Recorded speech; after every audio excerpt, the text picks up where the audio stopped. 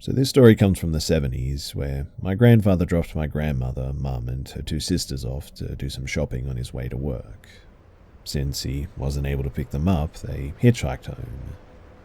My mum at the time was only around maybe 10 or 11. The middle sister would have been 7 or 8 or so, and the youngest was about maybe a year old. But they get picked up by a guy in a pickup truck, who has them all sit on the back row with one of them holding the baby. My grandmother was giving directions to their home from the highway, but the guy ignored her and went by their exit, claiming that he had to make a stop first. He didn't really say much else after that to them during the drive as well. My mum remembers my grandmother being very quiet and very nervous. But eventually they came up to a farm, and the driver tells them to wait in the car, and goes inside the house. While he's gone, they just sort of sit there terrified. I mean, they're in the middle of nowhere and know that they couldn't make it out on foot. A few minutes later, the driver comes out with a second guy who looks into the truck, sees my mum's youngest sister, and he immediately starts flipping out, screaming at the driver that he shouldn't have brought the baby back.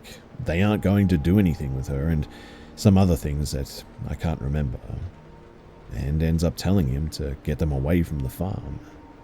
The driver gets back into the truck, apologizes, and they get back on the highway and drive again in silence. My grandmother, normally a very smart woman, had him drive directly to their house, of all things, although I suspect her reasoning was that she'd already given him the address before anything seemed off. But thankfully, they lived at that house for several years, and luckily enough, never saw either of them a second time.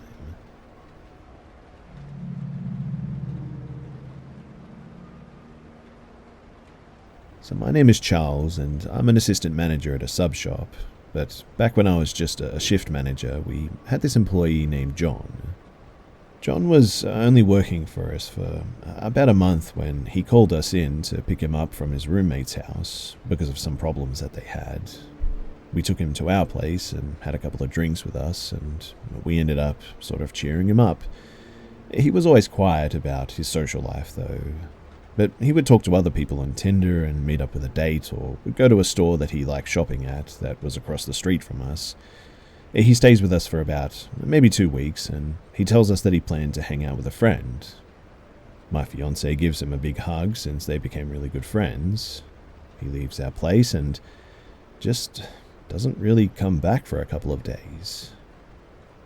We get worried and try to get into contact with him, but somehow we just couldn't find his profile or any social media platform, and whenever we called, his line was disconnected. Honestly, it was almost like he just disappeared. He left all of his personal belongings behind too, along with his clothes. This was just very out of character of John to do, so we were trying to figure out what happened and hope that he would still be with his friend, but we eventually just accepted that maybe he just left with no warning.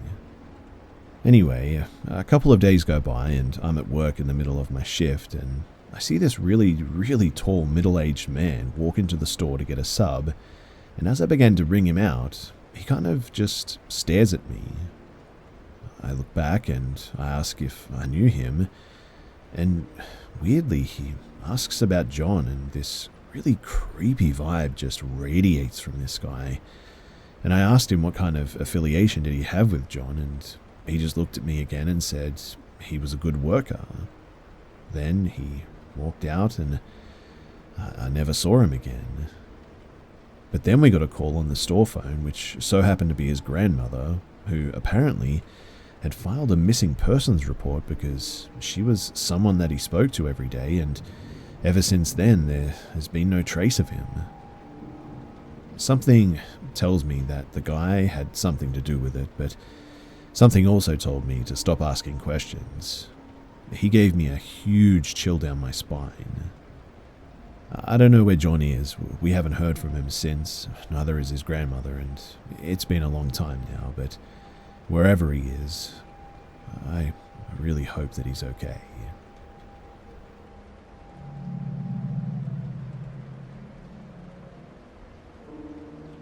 So, I should clarify before I begin that we're no longer friends. It all started when we met in primary school year 4. I had just joined a new school and was assigned a person to stay with me and introduce me to other people. Her name was Jay. She seemed nice enough. Her mother was in the PTA and a very kind woman, but Jay was always just really odd. She would look at me like I ruined her life or something, always staring with her hand behind her back. Anyway, skip forward to when we were at secondary school. Jay and I were at her house. Her parents had gone out for the night. We were baking brownies when I turned around to get a baking tray or something, and the moment that I grabbed it and turned back to her, I saw her slip something into them. I sort of brushed it off and decided that my eyes were playing tricks on me. Later that night, when the brownies were done and we had them out on the plate ready to eat, I heard a knock at the door. I got up to open it, but froze when I reached the door because I heard Jay get up and walk out of the room, yelling, "Bathroom!" She went like 5 minutes ago, though. I remember what I got up to do when I heard another knock at the door, followed by a female voice yelling, "Help!" I ran to open it, but I got a really bad feeling, so decided to put the chain on it first, but when I did, there was nobody out there. I felt weirded out and really scared, so I put a movie on and waited for Jay to come back. After calling my mother to tell her what had happened, she told me that she was going to pick me up soon. I realized that I had forgotten about the brownies, so to calm my nerves, I took a bite. Food always helps, right? And all I remember after that is waking up in a hospital and never seeing Jay ever again. In fact, nobody's seen Jay for like 4 or 5 years, including her own parents. G'day mates, it's B-Buster here, and I would like to give Best Fiends a big shout out for sponsoring this episode. So, you guys probably know by now that I'm a big fan of Best Fiends, and as you guys also know, true crime and horror is another one of my passions. But even I need the occasional break. So when I feel like I need a bit of a mental palate cleanser, especially during the holiday season when I want to put my feet up, my go-to refresher is Best Fiends. With Best Fiends, you play through an actual storyline, which helps with the satisfying feeling of progression. It is also a great brain-boosting puzzle game that is awesome for downtime. Best Fiends now is my go-to game at night when I'm chilling in bed and I can't sleep. And not to brag, but I'm over 1,000 levels in now and I still can't put the game down. In fact, 30 minutes can feel a lot like 30 seconds with how much fun I'm having.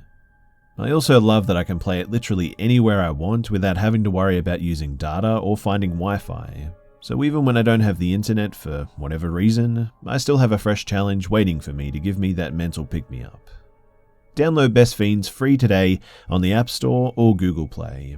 That's friends without the R. Best Fiends. So thankfully, I can talk about this now, as I'm no longer with the company that I once was. I just didn't want my boss or colleagues to think that I was a crackpot. Anyway, here goes. So, in 2018, I was working for a company installing video conferencing solutions, and one particular job took me to a mental health facility in Brisbane, Australia, called Walton Park Hospital. Originally, it was called the Woogaroo Lunatic Asylum.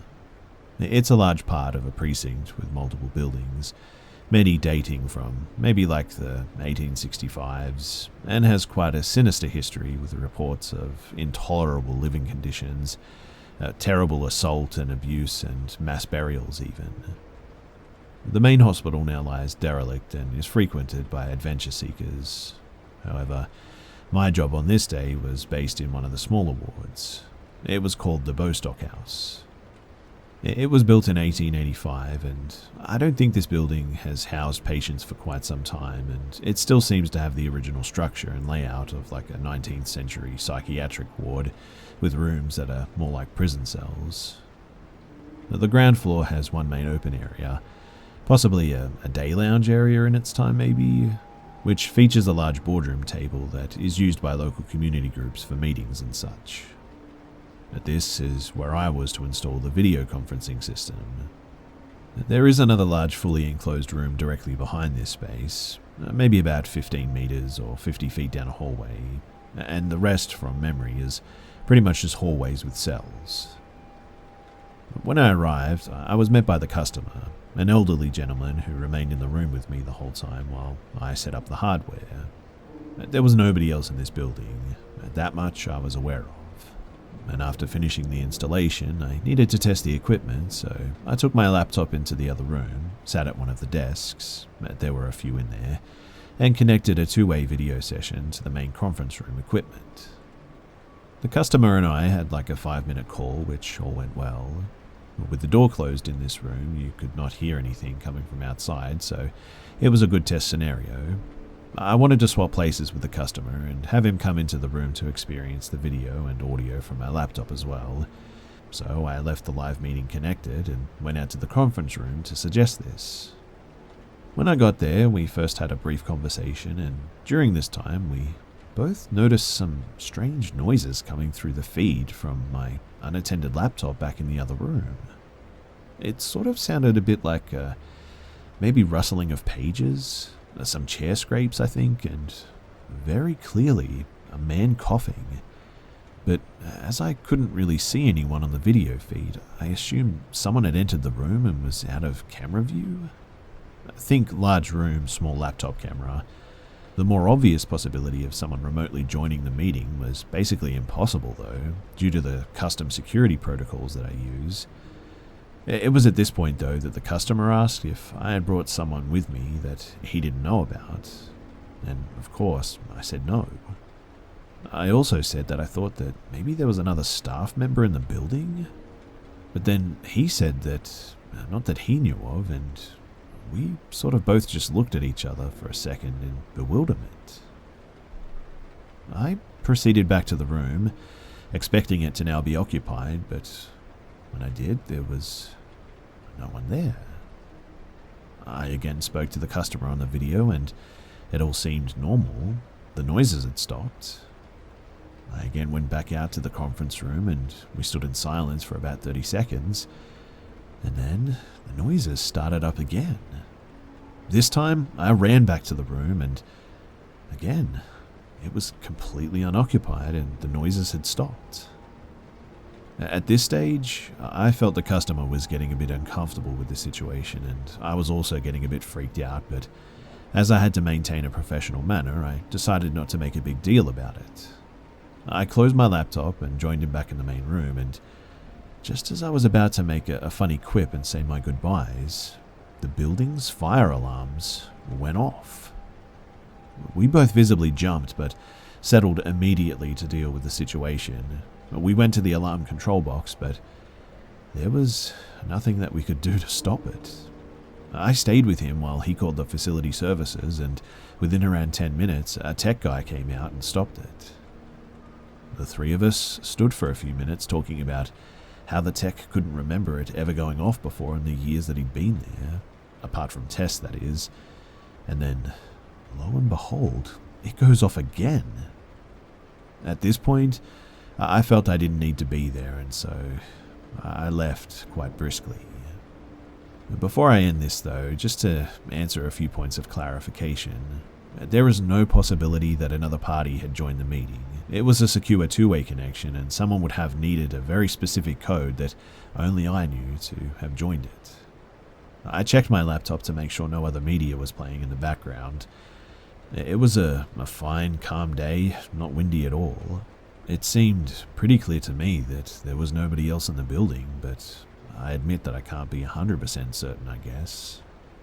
But even if there was, I really just don't see how they could have exited the room quickly enough to avoid my detection, especially that second time when I ran into the room. Also, I do have a background in science, and to be honest, I would prefer to find a logical, worldly-based explanation for this, but this one, it honestly just has me stumped. I acknowledge that there's a lot that we just don't understand about the universe yet, and after this experience, I must admit that I now have a somewhat more open mind.